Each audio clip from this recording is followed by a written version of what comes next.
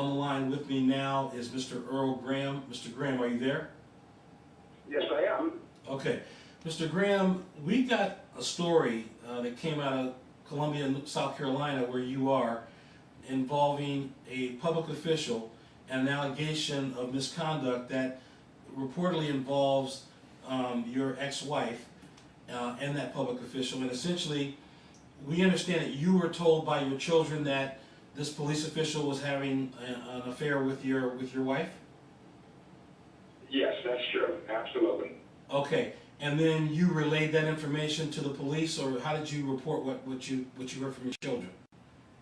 Well, my children wanted it relayed to his superior, and they, over a 3-day period, we finally went down to the Richland County Sheriff Department and reported, and the children made the report to the Sheriff Department on 2 occasions in one day, because they did not want to go back home to be confronted by Chief Johnson.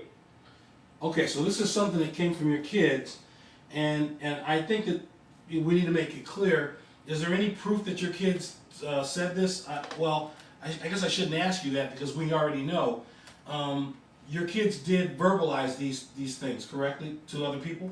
Yes, they verbalized it to myself, as well as numerous other individuals as well. Okay. Well, we've actually checked and verified that your children did report this, or at least make public utterances about it.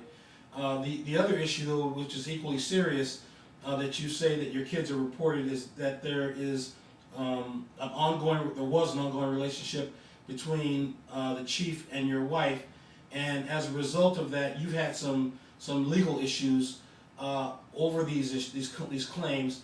Can you basically give me an overview of kind of a timeline of what's happened here? I know you have a pending criminal case, so you can't go into any details, but if you can just tell me the basics of, on such and such a date, my children reported this, I then did this, and then whatever followed from that, I'd like to hear it from you. Yes, not a problem.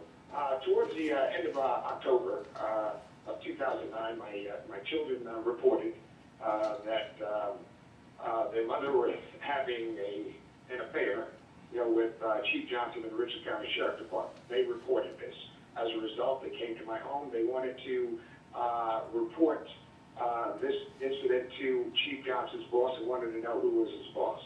Ended up telling the kids that it was Leon Lott, but it was a birthday weekend, and we decided that we would not embark upon that.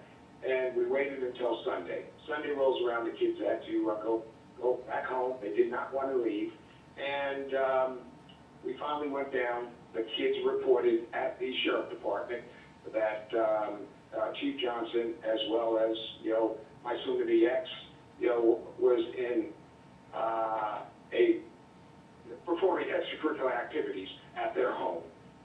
My kids did report to the officials, that they were having sex in their mother's room, and that they would watch television, and Chief Johnson was sleeping there and taking showers.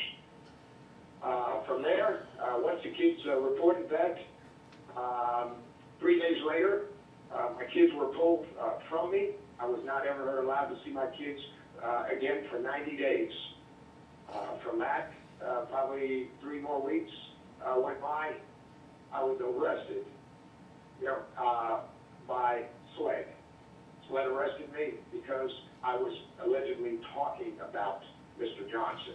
Hold on. Let me back up. First of all, what is SLED? Because people who are not from South Carolina won't know what that is. What is that? South Carolina law enforcement, SLED. Okay, so it's a state agency? Yes, the state agency. Okay, yeah, okay, got it. Like in Florida, it would be FDLE, Florida Department of Law Enforcement. SLED's a similar organization? Something like that? Yes, it is. Okay, so yes, it is. SLED got involved after Chief Johnson complained that you were harassing him? SLED got involved apparently by Chief Johnson and Sheriff Lott. They, once I complained about the situation in black and white, to Sheriff Lott, and they refused to investigate it. They turned it over to SLED, to one of the individuals that used to work at the Sheriff Department, instead of turning it over to the director of SLED, Mr. Lloyd. Okay, so let me just get the timeline. Your kids reported a very serious allegation about a public official coming to your home and sleeping with your wife, and you then at some point within 48 hours took your kids to the Richland County Sheriff's Office, where they then reported what you're telling us now, correct? Yeah, okay. Absolutely. They made a statement. They made 2 statements in one day, and they pointed out Chief Johnson's office. They described him, his eye color, his height, his approximate weight, and color of his skin. They described him to the T. Okay. All right. And did the police department do an investigation? And if so, what did they come up with?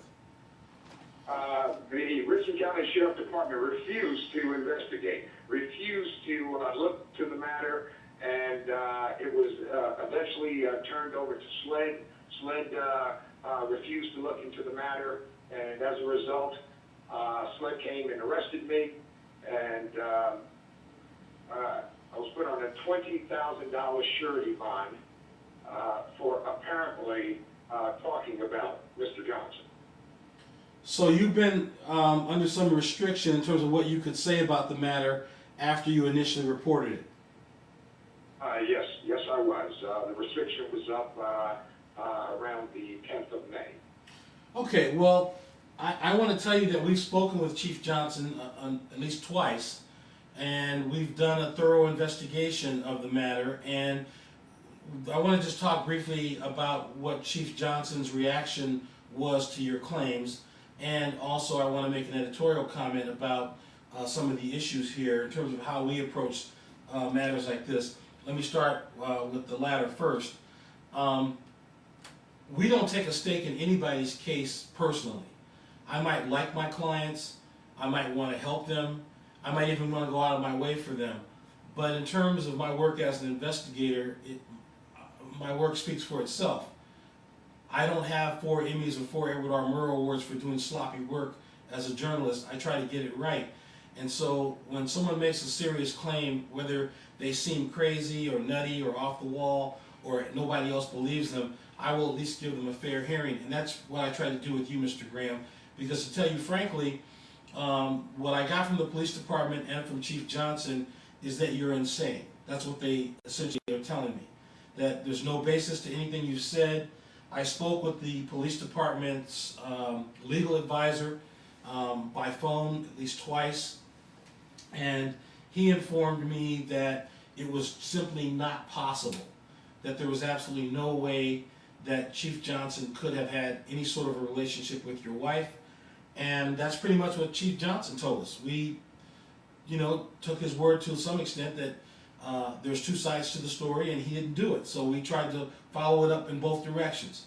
And you haven't heard the evidence we've collected. You're going to hear it for the first time now, and I want to get your reaction to it. First, let me start with Chief Johnson defending himself and essentially saying that what you're saying about him is not true.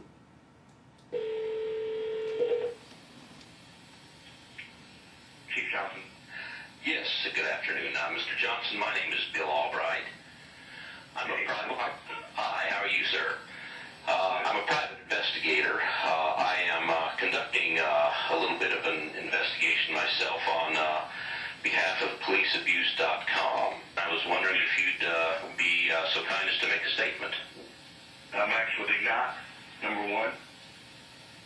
I'm not engaged in any affair with Mr. Graham's wife. That's the first thing.